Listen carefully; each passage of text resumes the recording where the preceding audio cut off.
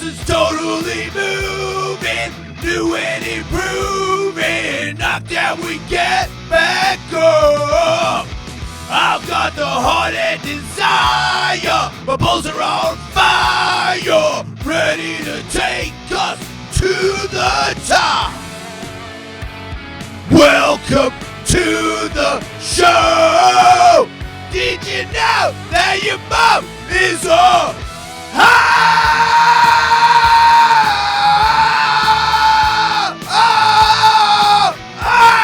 cheers!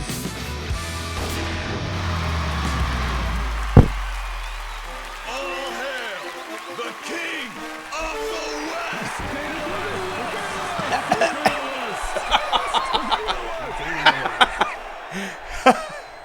Oh man, Anthony Jeselnik is here, and I know you a little bit. I seen you, and then doing that, and I forgot. I black out that you're there, and then when I finished singing, I looked over and I was like, yeah, wow, yep, I did that right in front of your head. That's my job. Some people like it. Some people wish I would shut up. But I had a flashback to like my. I'll pull that microphone down.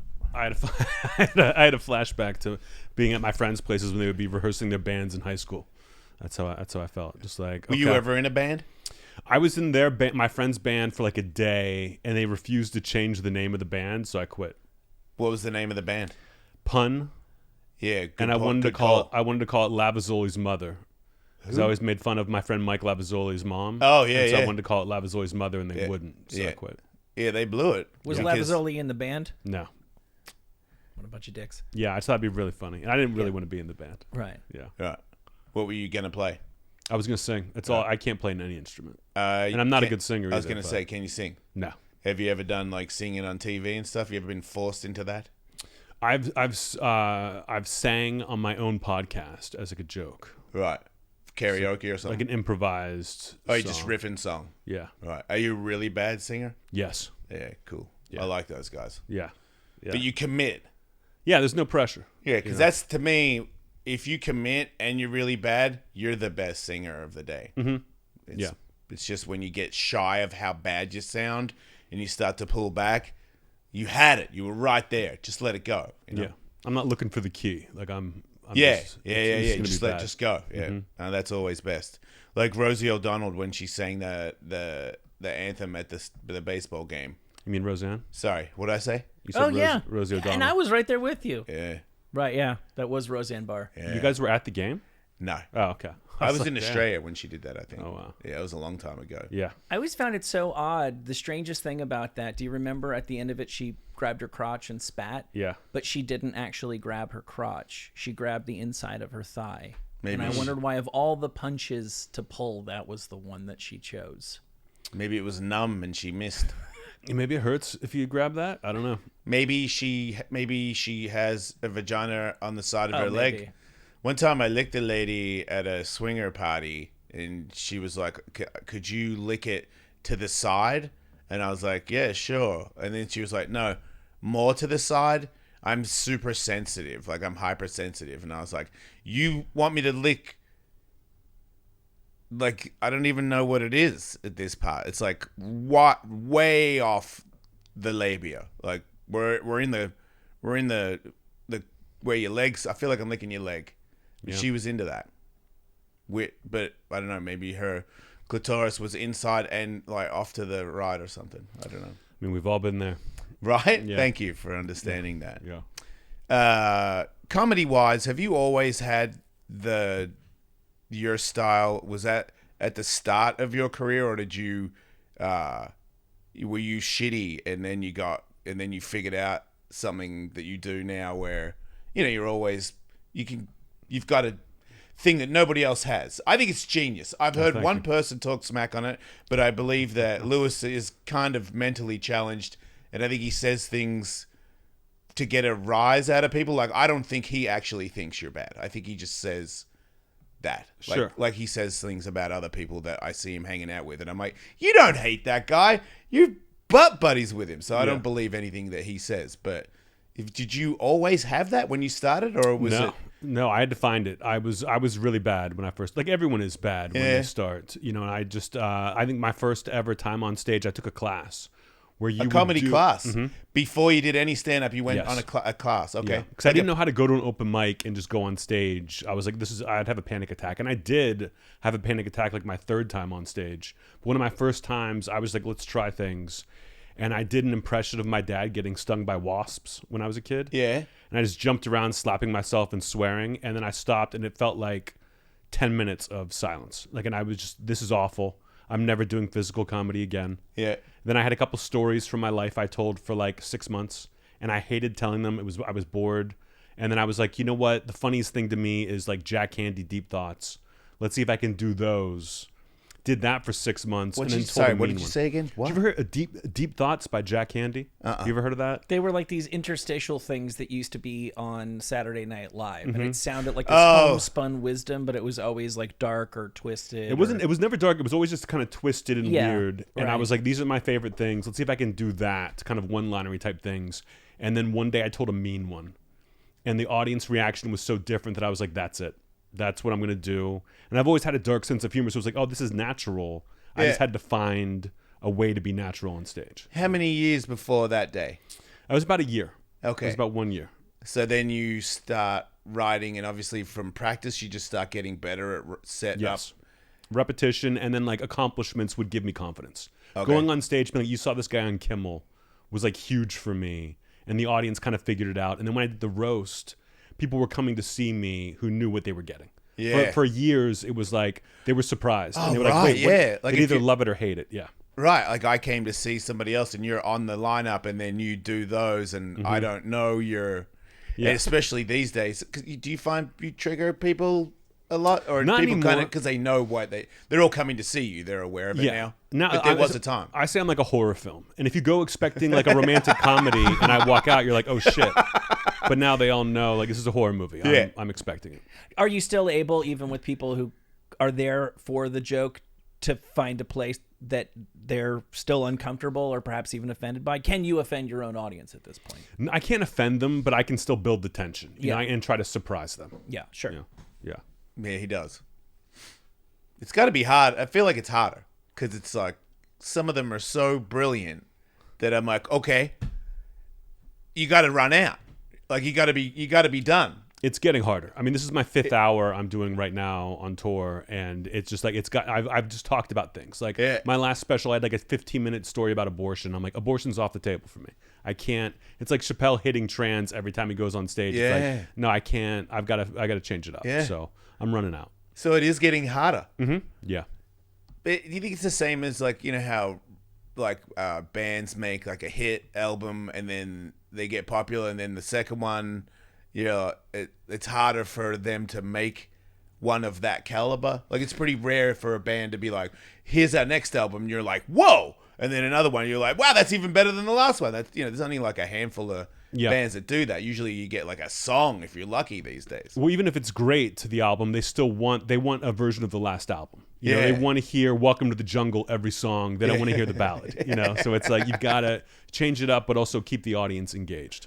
Would you be like in the future? Would you contemplate having a different angle entirely to reinvent yourself, or I've tried, like, I'm going to tell stories, and I have a couple stories in my act, but they're kind of based around jokes, or it's like a string of jokes. And I've told personal stories, and I hate it. I hate it so much that I'm like, oh, this will be easier. It's a 15-minute story. Yeah. That's, 100 jokes for me. So it seems easier. And then I tell it a second time, and I'm like, oh, I don't want to do this anymore.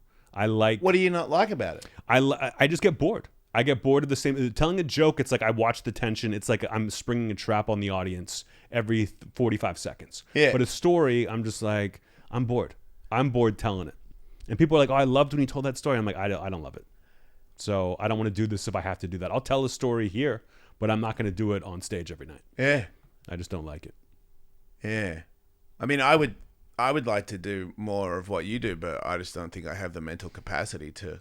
I'm not equipped for that. I'm just like a big dumb animal that figured out how to tell a story in a way that, you know, makes you giggle, and I'm going to try and advance that.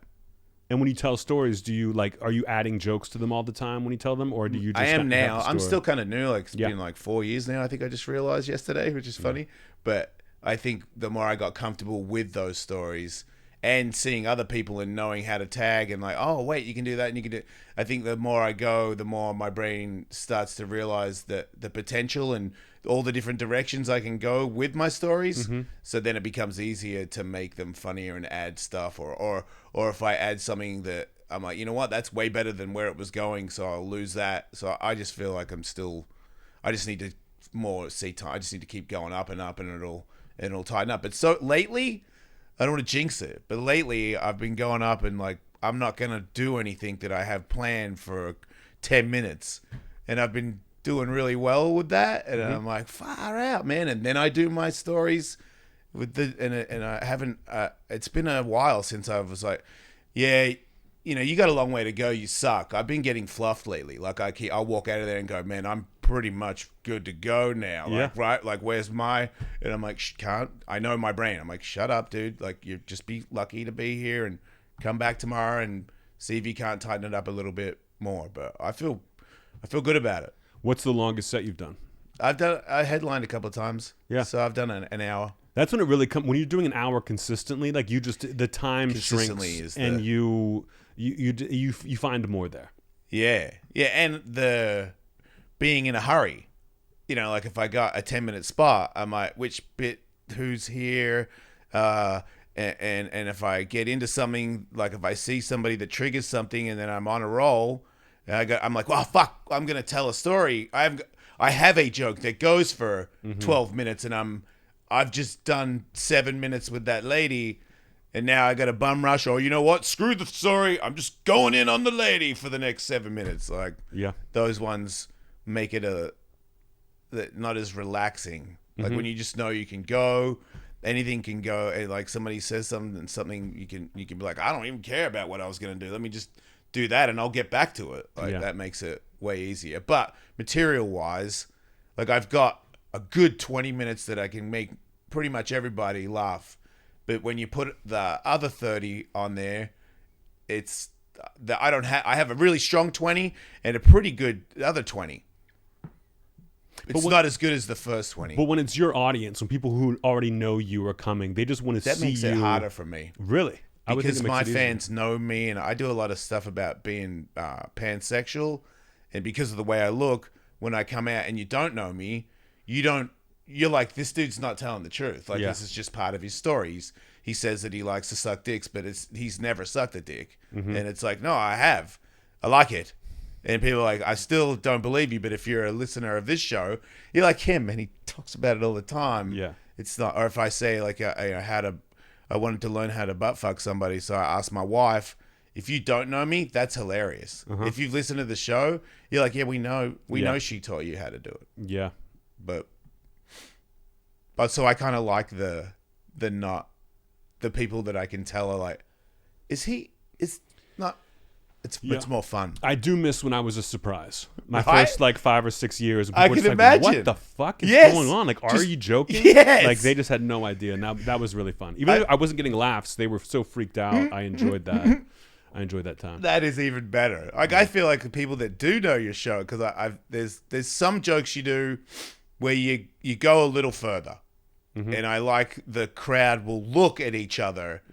You know, like it's like, whoa, hey, are we allowed to just keep laughing at this guy? Because that one was, because as you said, they are well aware of you. They bought your tickets to see you, but you still get them. Yeah. Like it works.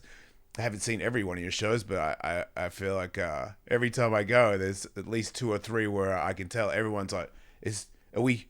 Yeah, okay, yeah, it's cool. Yeah. We'll laugh at him, but holy shit, dude, you're on the edge. I love that shit. I think it's the greatest stuff ever. That's the stuff that was the most deterring for me. Like when I first started and I saw you, I was like, fuck, you gotta be so into it. Yeah. You got so many little intricate little things, and they're all like, they got to be told a certain way, and you never crack. Yeah. And it's always surprising. And you'd think you'd be, I could say so many things that sound dark, and then I tap out, but it just keeps going. And I love when you say something and I go, oh, here we go. I know what's going to happen here. And it doesn't. Yeah. It's even worse. It's more offensive. Yeah, I pride myself on not laughing during my own jokes. and I've got 2 in my new act that I laugh every time. Like, because it's like a longer setup, and I'm just trying. If I smile, it ruins it. So I'm doing my best not to smile, but I know what's coming. And at the end, I'll just I break, and it drives me fucking nuts. And the audience loves it. They'll be like, that was our favorite part. And I'm like, I hate it. I hate it that I laugh. What? Yeah. Because you're just trying to stay. I get it though, because it's so funny, and you're also laughing, and at the same time as you're laughing, you're like, is there something wrong with me for laughing at that story you just said? It's fun. Yeah. Like, we're have a not blast. bad. Cold turkey might be great on sandwiches, but there's a better way to break your bad habits. We're talking about our sponsor, Fume. They look at the problem in a different way. Not everything in a bad habit is wrong. So instead of drastic, uncomfortable change, why not remove the bad from your habit? Fume is an innovative, award-nominated device that does just that. Instead of electronics, Fume is completely natural. Instead of vapor, Fume uses flavored air. And instead of harmful chemicals, all natural, delicious flavors. Do you get it? Instead of bad, Fume is good. Your Fume comes with an adjustable airflow dial and is designed with movable parts and magnets for fidgeting, giving your fingers a lot to do, which is helpful for de-stressing and anxiety while breaking your habit. It was more flavorful than I thought, Michael. And and it felt very fresh. It's fun to play with, and I feel cool using it. Stopping is something we all put off because it's hard. But switching to Fume is easy, enjoyable, even fun. Fume has served over 100,000 customers. That's a lot of people. And has thousands of success stories. There's no reason that can't be you, homie. Join successful. Fume Join in us. accelerating humanity's breakup from destructive habits, and pick up the Journey Pack today. Head to tryfume.com and use the code Jason to save 10% off when you get your Journey Pack today. That's tryfume, F-U-M.com, and use the code Jason, that's my name, and save an additional 10% off your order today. Because my imagination, it seems to me that there's like comedians for the most part outside of maybe like blue collar comedy people were like always sort of towed like the libtard line, and it feels like somewhere in the everybody shutting down for the pandemic, a lot of people came out and with new jokes where they're like, we're poking bears of like, you know, woke sensibilities or what have you. It seems like there's like this rightward drift, not among all comedians. There's a lot more comedians who are like traipsing into vaguely Trumpy lines. Like, do you feel like the field of people who are poking bears has gotten more crowded? Does it make your job easier, harder? Does it affect the way that you decide what you want to talk about and how you want to talk about? I think those people have just gotten more attention lately. I don't think there's more of them in any way. But I think there's just you look on the mass media or like popular media is just pushing that liberal agenda so much, and I couldn't not be more liberal. But by my act, you would not know it. Right. But you wouldn't know it if you're a dumbass. Yeah.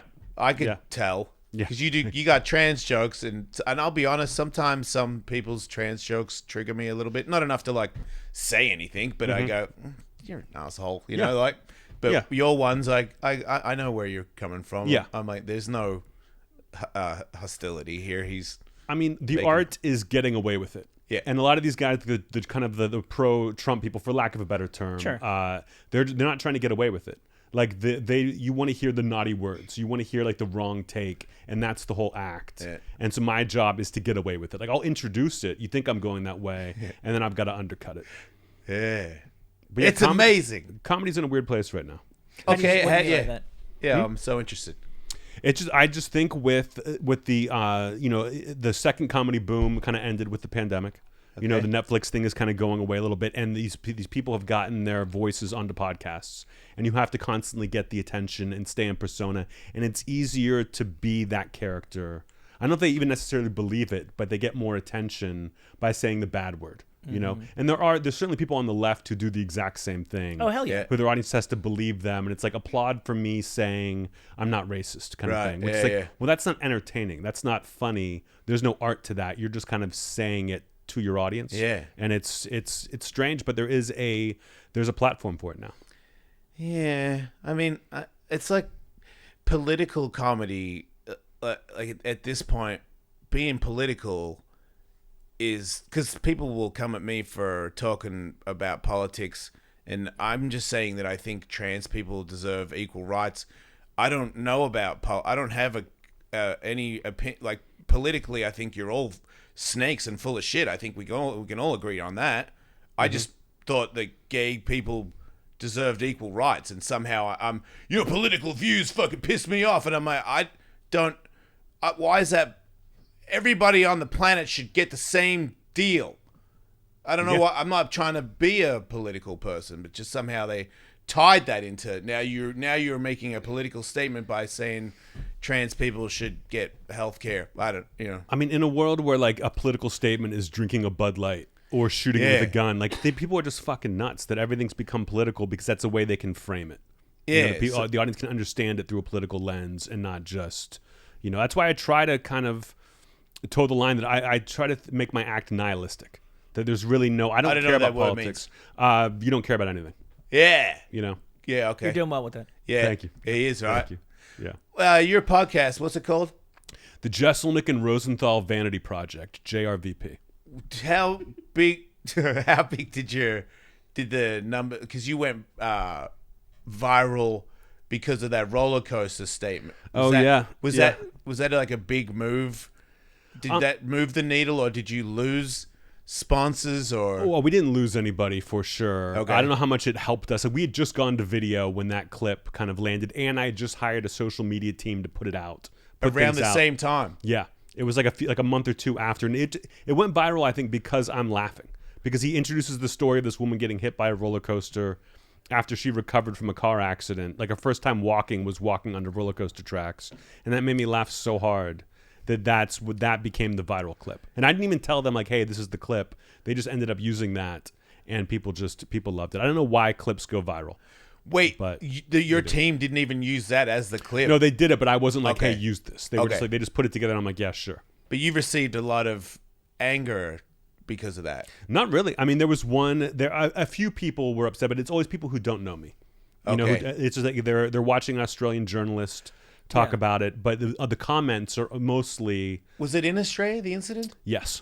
Okay, so when that video went back to Australia, and they presented it in a way where they don't know you, they don't know your humor, and people. It looks like I'm laughing at her, which I am, right? But you're laughing at a story. You're being an entertainer. You're on a podcast.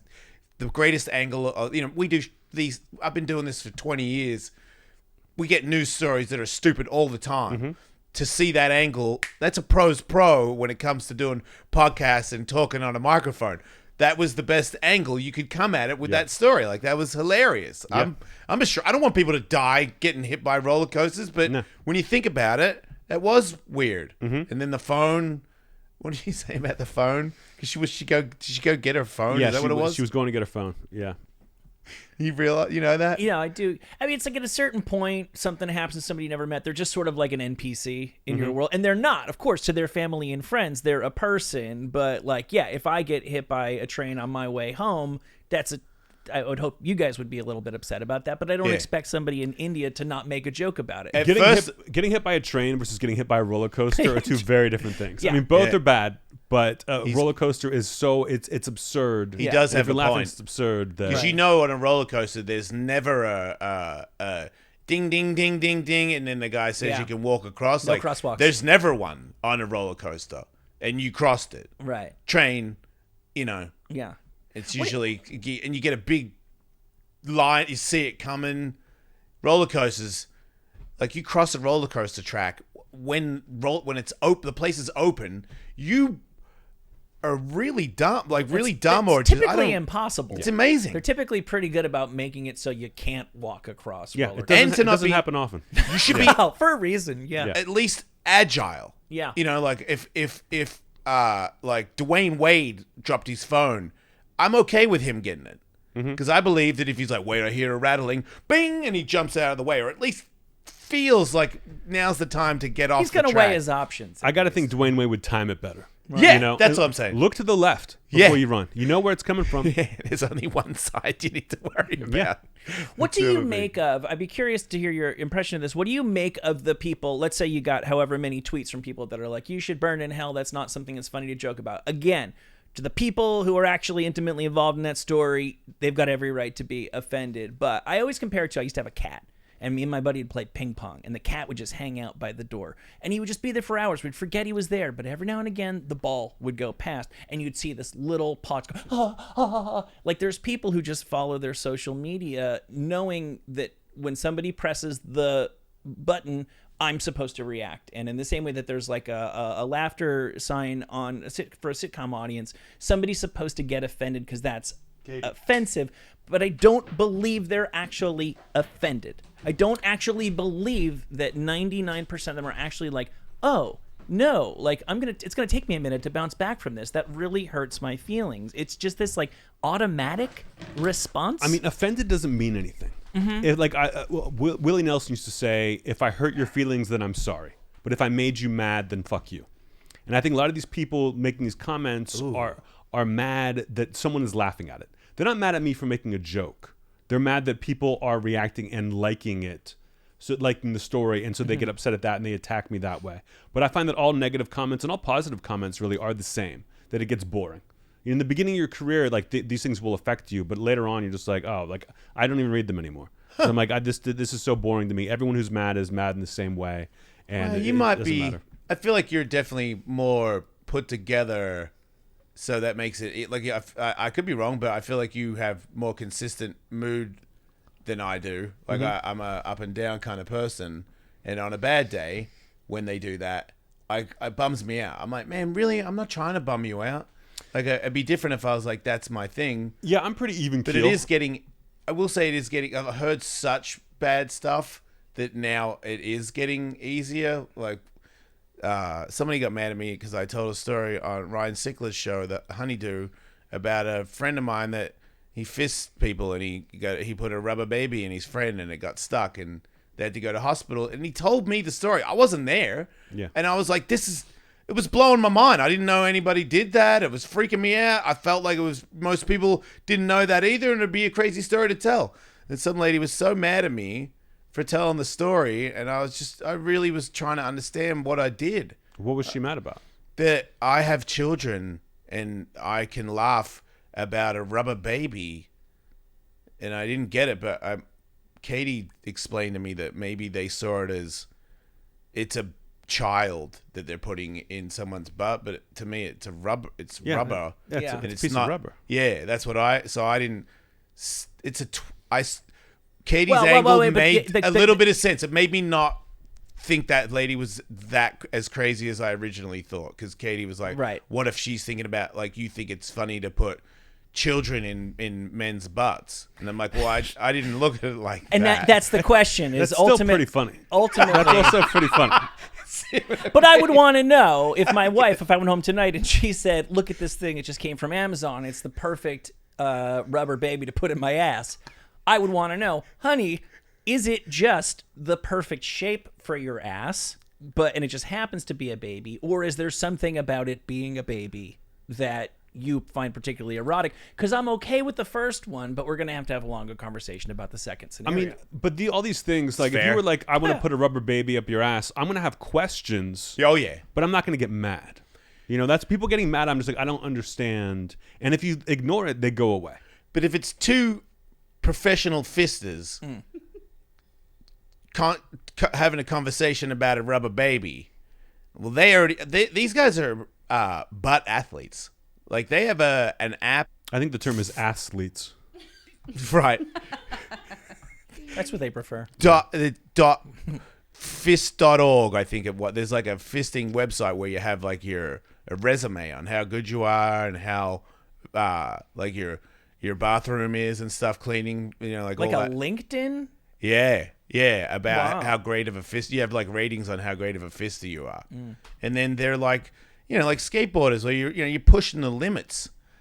And they're doing the 1-2-1-2s and all that stuff, and then they got rubber feet and rubber. And I think that's just like human nature. It's like, what else can we put up there? And it's like a rubber baby, Makes So- all the sense in the world. But yeah, I don't advocate babies being put in anybody. For the record. I mean, it came out of somebody. Like, it's just, Jason Ellis Show. Today I'm going to talk about something that I literally take every day, and that's AG1, baby. Pop quiz, hot shot. What's the best thing you can do for your whole entire life in 1 minute a day? You can put a scoop of AG1 in a glass of water. You're good. Thank you. 75 I'm vitamins, smart. minerals. It's going to boost your gut health. Yeah, it's good for your guts. It's good for your skin. It's Yeah. good for your fingernails. Yeah, it's good for your hair. It might if be you've got good it. for your scrotum, for all you know. It is good for your scrotes, and that's why you've got to go check it out. If you're looking for an easier way to take supplements, Athletic Greens is giving you a I'm free. sick of hard supplements, Michael. I work Is there too an easier hard. way? I need a supplement that works hard for me. Right. That's right. Yeah, get down there. Athletic Greens is giving you a free 1-year supply of vitamin D and 5 free travel packs. Just use our code athleticgreens.com/JES. JES. What? athleticgreens.com/JES. Now back to the show, baby. Yeah, be smart.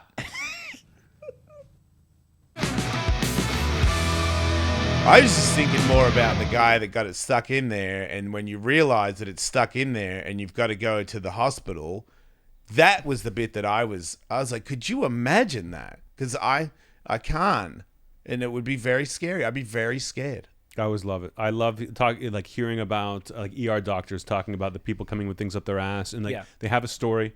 It's always like I fell on something. I don't know what it is, and then it's like a big rubber baby. That I like the idea of coming in and just being like, I was fisting, got something stuck up there. Like, can you get it out? If I've learned anything from this line of work, it's that you got to own it. It's only weird if you make it weird because they've seen this before, and you're just the most interesting thing that's happening that night at work. They'd rather deal with you than the guy who got shot. Mm-hmm.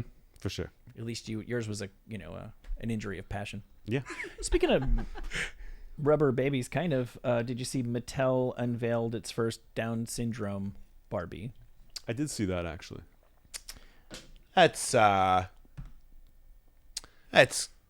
if you're a Down syndrome baby or a person and you want, it's like having a black Barbie, right? For sure, right. You can relate to it more. It's you. Yeah. But it doesn't look that much different than a regular Barbie. Yeah, But, I can't even tell. Like, if you have Down syndrome, are you like, oh, that's me? Do you relate to that, or is it agree. just the same? I think it kind of looks like Denise Richards. Did you ever relate to Ken, Anthony? Relate to him? Yes. No. Yeah, me neither. I'm just saying he's supposed to be us, right?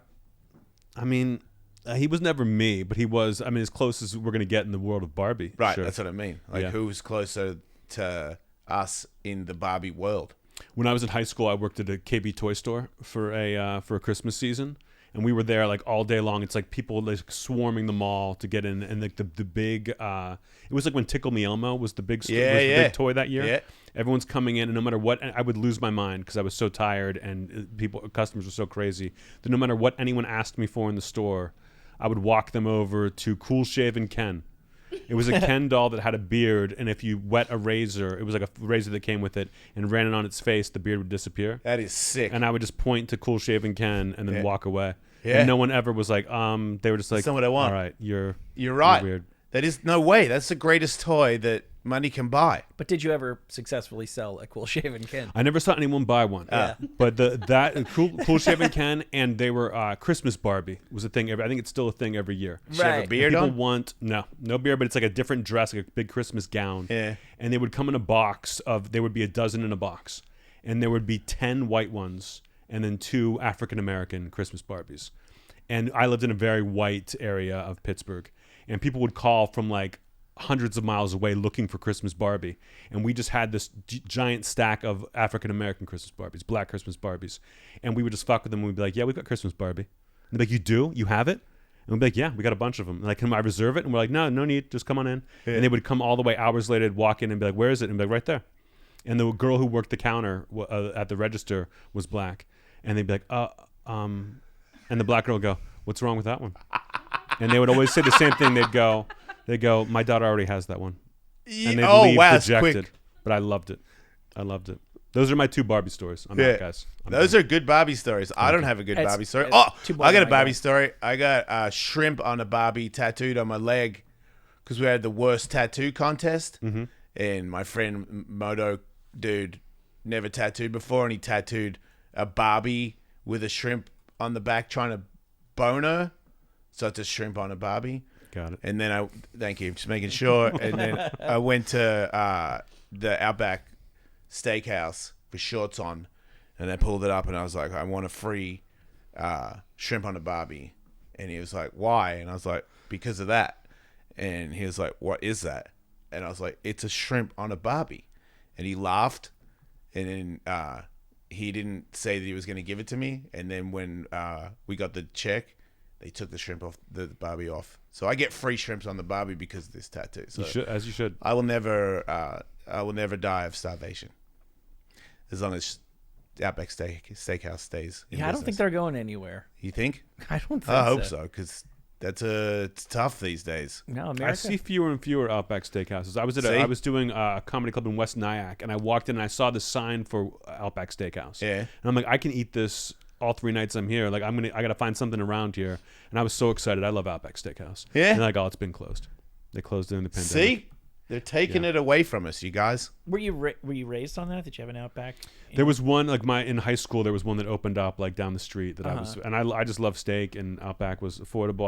I was into it. Right, because usually that's the way that goes with like the more budget steak. Like I like introduced my son to Sizzler, like a actual manly rite of passage. Yeah. Like, look at it, son. You ever see a salad bar with tacos? Yeah. You know, but it's horrible. Yeah, I do no, it's know. not good. I do know that. Yeah, I like a better steakhouse, but if I see an Outback, I get excited. Yeah, still. exactly. I get that. Ricky Carmichael ate Outback Steakhouse before races, and he is the winningest Supercross rider of all time. I might be wrong, but Right. he won a lot. Yeah.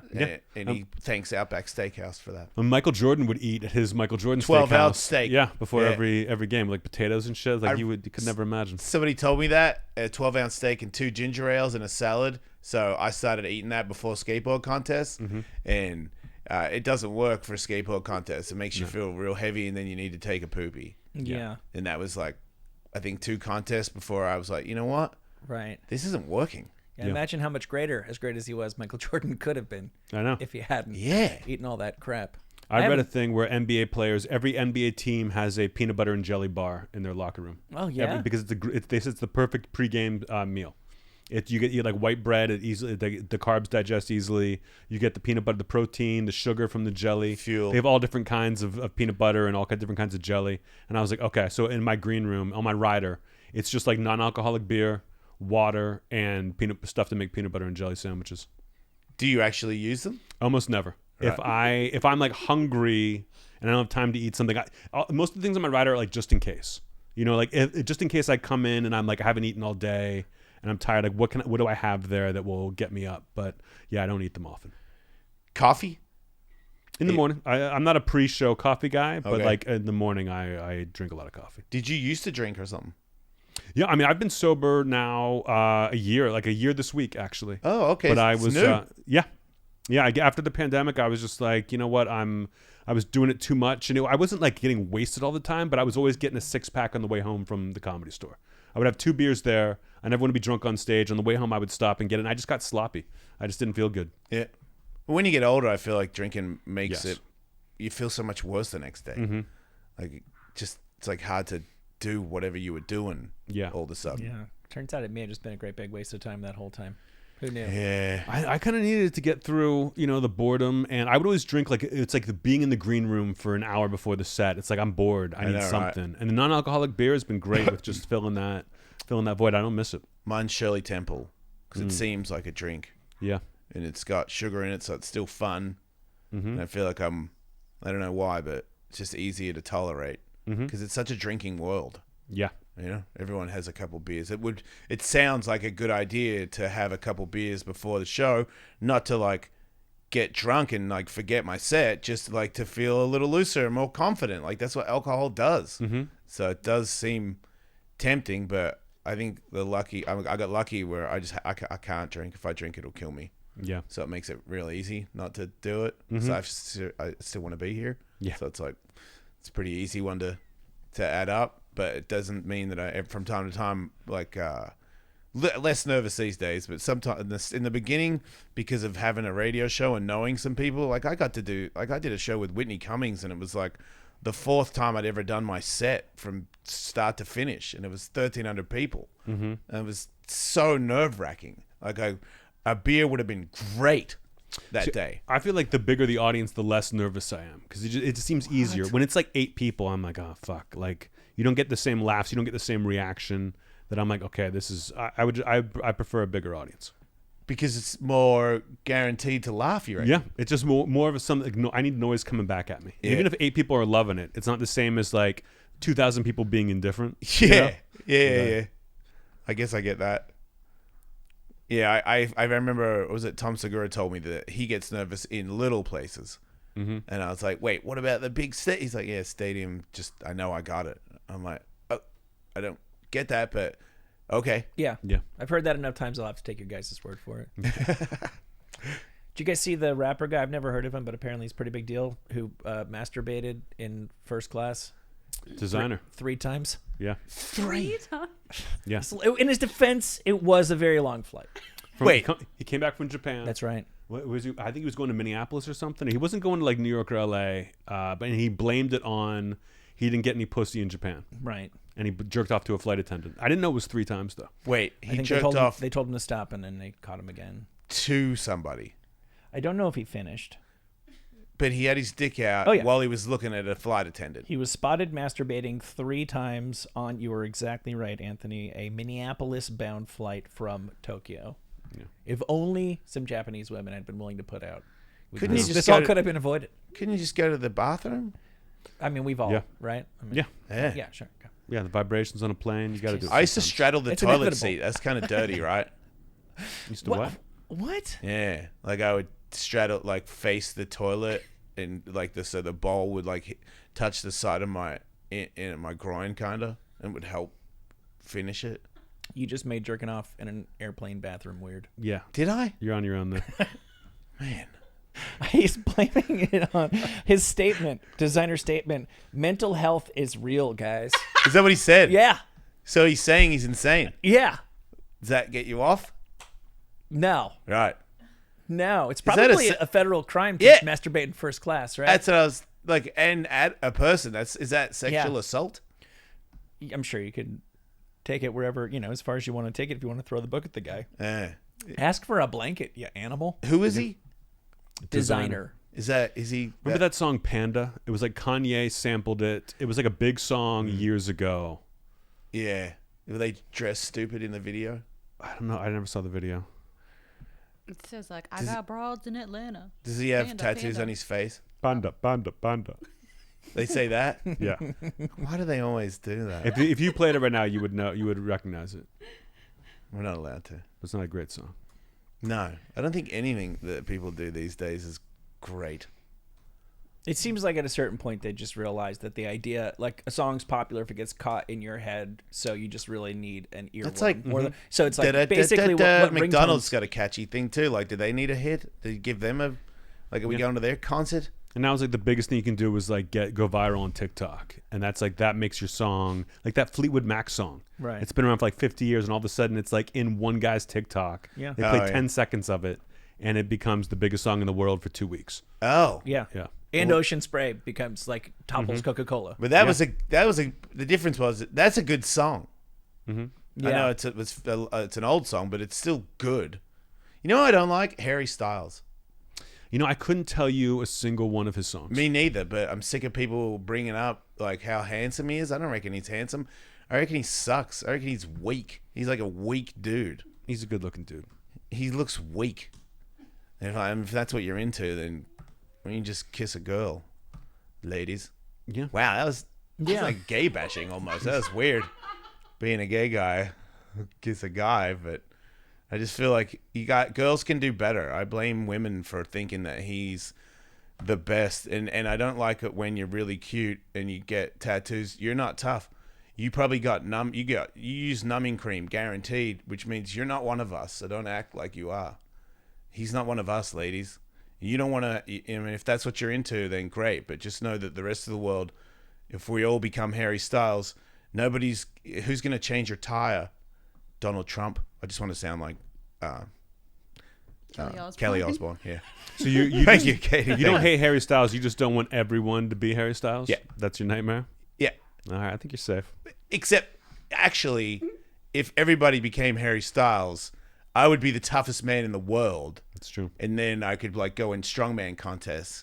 I always wanted to win those. It would change your whole life, Right? If everyone was Harry Styles. A lot of things would change if you really think about it. It'd be me and Magnus Magnuson competing for greatness. Yeah, you'd be a strong second every right time out. every time. On I'll take a Steroid second. Island. It's still you're traveling the world lifting the boulder Oh, thing. it's a great life. Like I can't really get it off the ground, but I get second. You know what I mean? I'm like, hell yeah, I'll be back next week.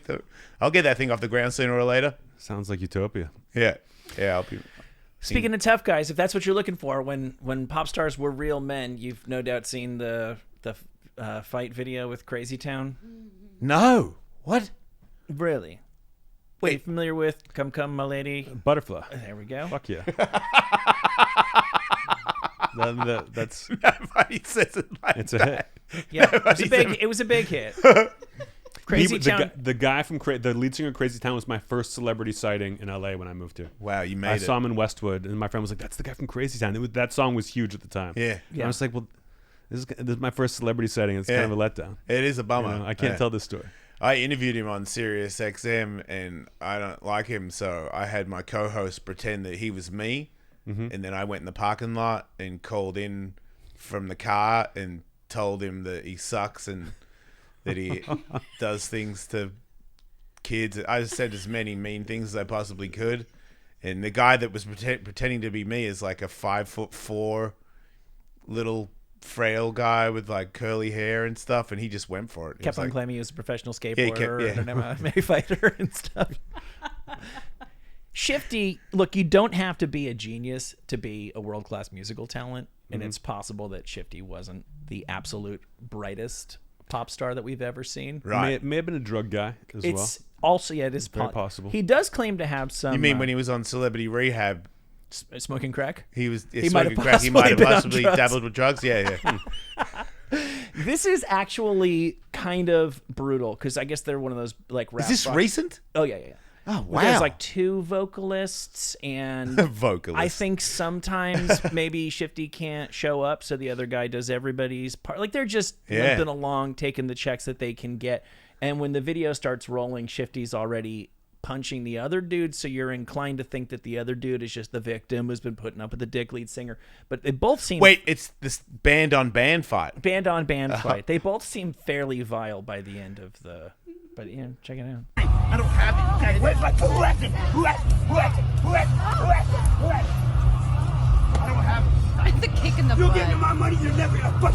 You're gonna steal my money? Shifty is claiming this guy stole his part of the advance. Yeah.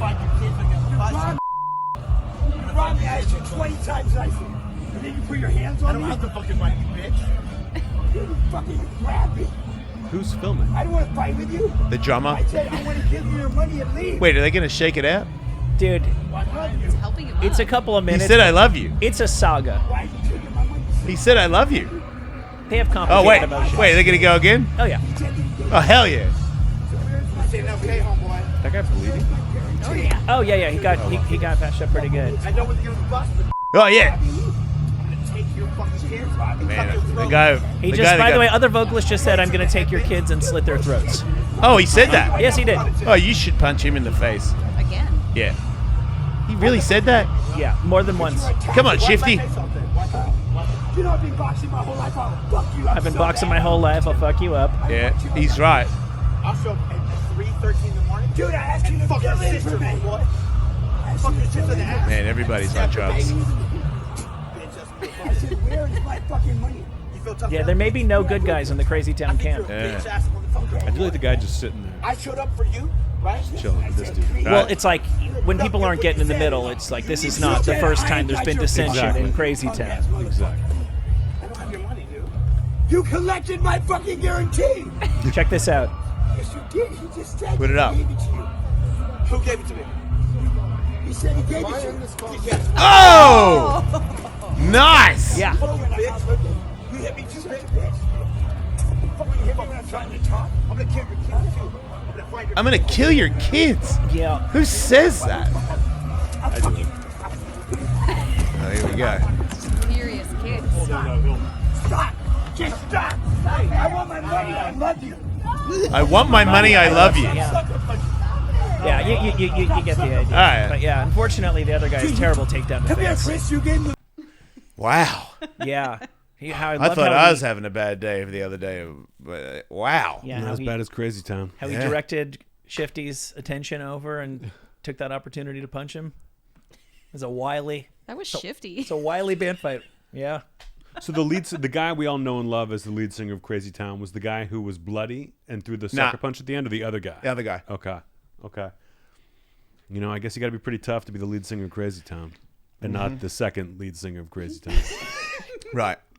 That's So I mean, really, the star is the shitty shellcock guy. He's the guy. Mm-hmm.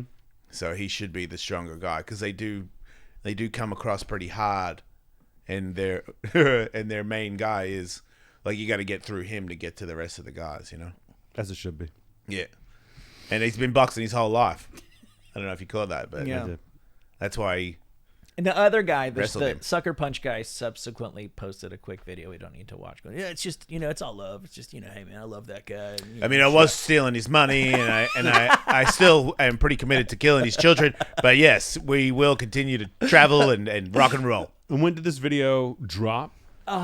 yesterday Yeah. maybe as we tape this. Obviously it'll be a little bit more old news by the time people see this, and this came in the wake of some other thing that made a more minor ripple. I think just a few days before that, where Shifty's on stage and he's interrupting songs and yelling at an engineer about how he can't hear himself in the mix, and because otherwise he's a terrific singer, obviously. Do you guys have like a Google alert for Crazy Town, or what? Like, why are you so knowledgeable about Crazy Town? I'm not the president of the fan club anymore. Yeah. But I do have my ear to the Crazy Town. Yeah, we've always known that there's gold in that band. Yeah, you just gotta stay paying attention to them, and everything will be okay. I guess you're right. I don't even. you do know a lot. Well, I no longer question, because it's been going on for over a decade, that when something happens involving Crazy Town, I will get 15 DMs about it. It's like Florida. There's a lot of people who who've been following the show for a long time who know that if anybody's going to care, we care. Now, that was like front and center homepage of TMZ. Everybody's People talking about it. Crazy Town is arguably back. Good news. It is, right? Now's the time for them to drop a sick single. Oh my goodness. Yeah, I'm just not sure if they have it. No. I mean, what does Crazy Town do? Like, they don't tour just Crazy Town, but I Yeah. could see them being on like a lineup with other bands Yeah. from that time period, from Well, like I think early Yeah, 'cause 2000s. it's all You cool could hear to do that. terrible new metal in the background there. Yeah. I think that was a pack. I feel like- we did a show. We went on. We were in a ridiculous comedy metal band, and we were actually on the same label as him for a quick second. Oh, there. yeah. And we did a We're on the Billboard charts. true. Really? Yeah. And we did a We had a song called Rabies Babies, and we made it like a hit. yeah. Yeah. Rabies babies, not scabies babies. No, rabies babies. It's about babies that have rabies. Sure. Yeah. But no teeth, so they can't pass the rabies That's on. one of the lyrics. They got no teeth, but they... What is it? I don't know. I see why it was a hit. Yeah, yeah. Yeah, It it's was big. irresistible. Yeah. It was the only G-rated... Butterfly-esque. It was the only G-rated song we had on the whole album. It was Rabies Babies. Every other song was so disgusting that... Yeah.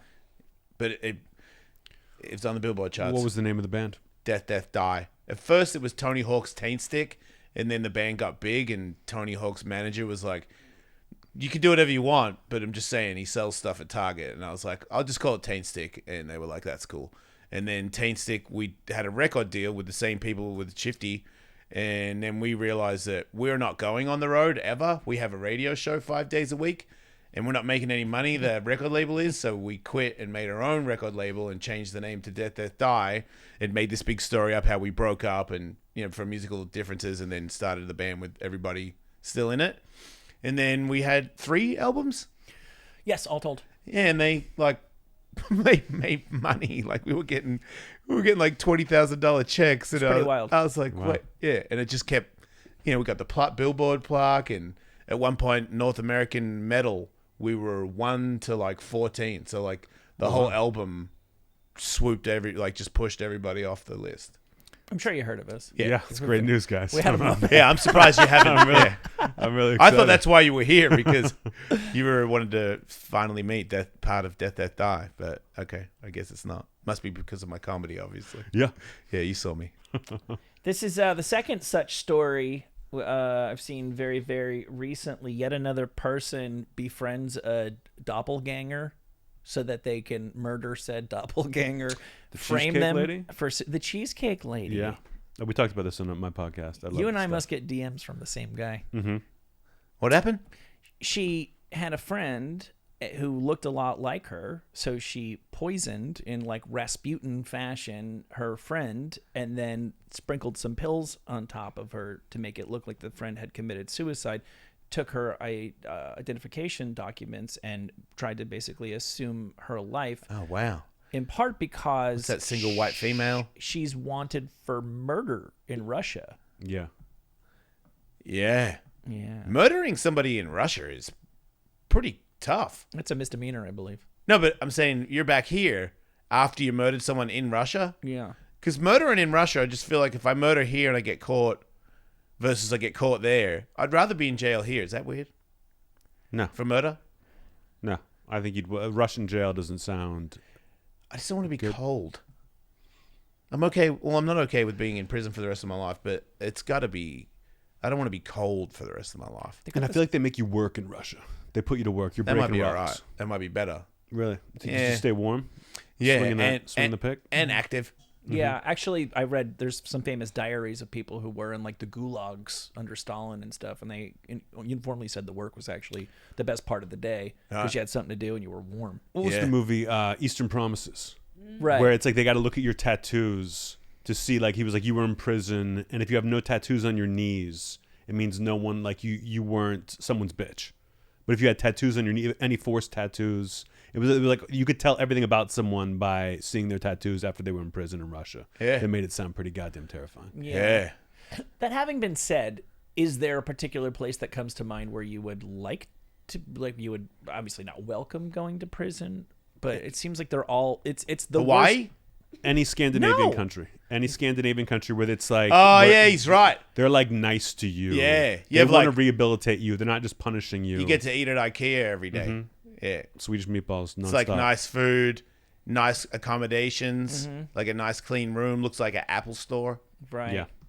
Yeah, it probably does just look like, you know, they always have that thing at IKEA that's like if you're And you for if sure you live get, in a closet and you have $1,600, you can have this room. yeah, That's you for sure probably get so. outdoor time too. They Very probably let cold you there go as well. fishing and stuff. Yeah. Yeah, I think you get to go home. Like it sounds really it sounds really chill. Yeah, I heard it's pretty good there. Yeah, I would do that. Yeah, it would be hard at first because we're Americanized and, you know, I don't have all the information and they probably take TikTok away from me. But it would probably make me appreciate my life more because I would be like, you know what? These mountains are really magical. Let me go to IKEA, grab some lunch. You on TikTok, Anthony? I am. I mean, I have a TikTok, but I'm not. I never they just cut up my specials Yeah. and podcast clips. But and you throw don't it up there. personally scroll it. No, I don't. I do sometimes, but it's all my TikTok is all like dog videos. A lot of dog videos and ways to open up your hips. Ah, hip I don't flexor. know. Yeah. Yeah, you know about that then. Yeah. Yeah, those are good. Yeah, Those my are very TikTok's boring. But that's good. Yeah, I don't mind. I'm not on it very often. Hip flexibility is Mine's pretty exciting. It's important. who as you needs get older. drinking when you've got hip flexibility, right? Yeah. Exactly. That's what I always say. Yeah. No, if you're ever stressed and you want to drink, just flex your hips for a little bit. And you'll be like, why did I even want to drink? I almost broke down a couple weeks ago. I was coming back. I flew from Rochester at like 5 a.m. Rochester to Philadelphia, and then Philadelphia back to LA. And when I got to Philly, I got delayed getting into Philly, and I missed my connection. And then I had to wait 12 hours in the Philadelphia airport, just sitting there waiting for my next available flight that I could get on. And I was like, if I was still drinking, this would be the time. Yeah. This would be the time to fucking just go nuts. Yeah. Yeah, those were good times. Because, traveling does suck more now. Oh yeah, drinking on flights was so fun. Yep, agreed. On the way home, especially, it's like a Sunday. You're coming back. Yep. It's all free. You're sitting down. I loved it. Yeah, me I too.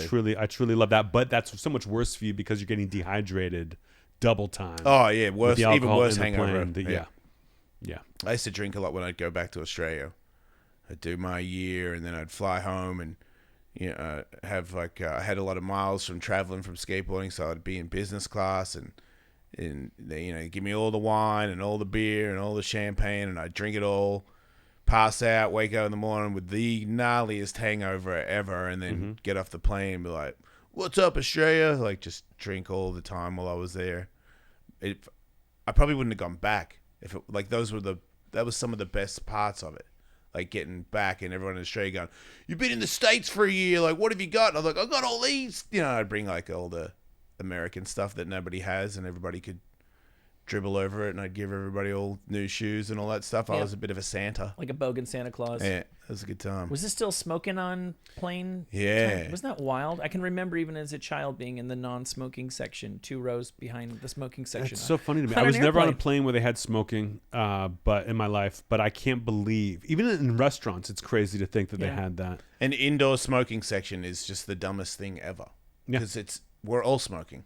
There's a comedy club in St. Louis, the St. Louis Funny Bone, I believe. That I think it's changed now, but it used to be you do 5 or 6 shows in the weekend, and only one show was non-smoking.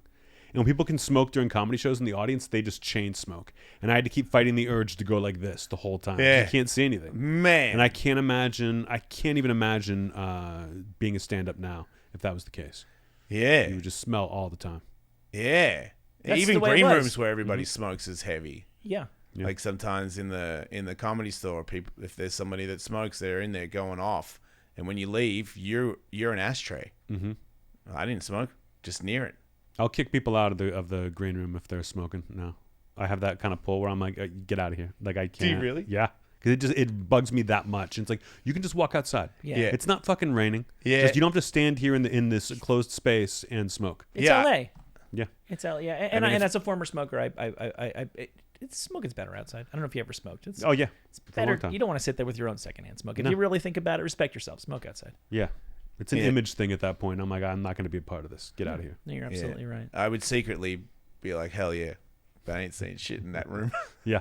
Just happy to be there. Yeah. One more thing. Jennifer Aniston divulged that pre-fame she lived in a haunted apartment or something. She looks weird lately. It's coming for all of us eventually. Is that what that is? If we try to, except William Shatner. Yeah. He looks 60. He's got some bloat. He's got some. Yeah, He's he's bloat. 92. Do you see the picture of Gene Hackman recently? No. He's like in his 90s and he looks rough. Yeah. He looks like How great did he look in Deliverance? I was gonna say he looked Was old. he in Deliverance? Wait, Deliverance? Oh, I'm thinking of. I've got him mixed up with. Hoosiers? No. I'm thinking of I mean, they both Ned have rape Beatty. I'm thinking of scenes. Ned Beatty. Yeah. Yeah. Similarly handsome man. Mm-hmm. They do have a similar appeal. I'm sure they. But when he was 30, he looked like he was 50. No doubt. Yeah. Yeah. That's just like a thing that old people do. Oh wow. Oh dang. Oh dang. No, Ah, really? dang. Yeah. It's the posture. I wouldn't have, if I saw him on the street, I wouldn't Yep. have recognized him. Me neither. He would be able to walk among us if he was able to walk. Uh-huh. Yeah. It's rough. Oof. Yeah, it's coming though. Yeah. I wonder what his dick looks like. I bet it's great. You think? I bet yeah. I bet he really just like he lets all this go and Yeah. he just focuses on keeping his dick looking good. Just like puts moisturizer in it. I guarantee daily. he trims his pubes. I guarantee it. Do you think he still fucks? Get him on the phone. No. Do you got his number? Yeah, call him up. He'd be great on the show, right? He looks like he hasn't lost a step. There's a guy who looks like he could enjoy a laugh. Yeah. He'll be fine. Well, it's been great. Yeah, thanks so much for being on the show. What's your website for tour dates? If you haven't seen Anthony Jeselnik, you're an idiot. This is the funniest person in the world, and if he's ever in your city, you're an idiot if you don't go. Full blown. Tour dates now. I'm doing a huge theater tour in the fall, and I'll have more dates in the spring. But AnthonyJeselnik.com. Things are selling out, so get on there and get them quick. Yeah, people are not so stupid, so don't be that. Join the smart people and get a ticket, and then check out his podcast. He's very, very funny, and he does stories that we do months later after him. So you can tell that it's actually a better show. Shit. But yeah, what's it called again? The Jeselnik and Rosenthal Vanity Project, JRVP. There you go. As you type into the search engine. Check it out. Thanks so much for being on the show, dude. Thanks for having me, man. Yep, you're a ledge. Yeah, See nice you, to meet you. everybody. We'll be back next week. Go to Patreon.com/EllisMate for more shows because we do a lot of stuff. Have a good day. Don't die.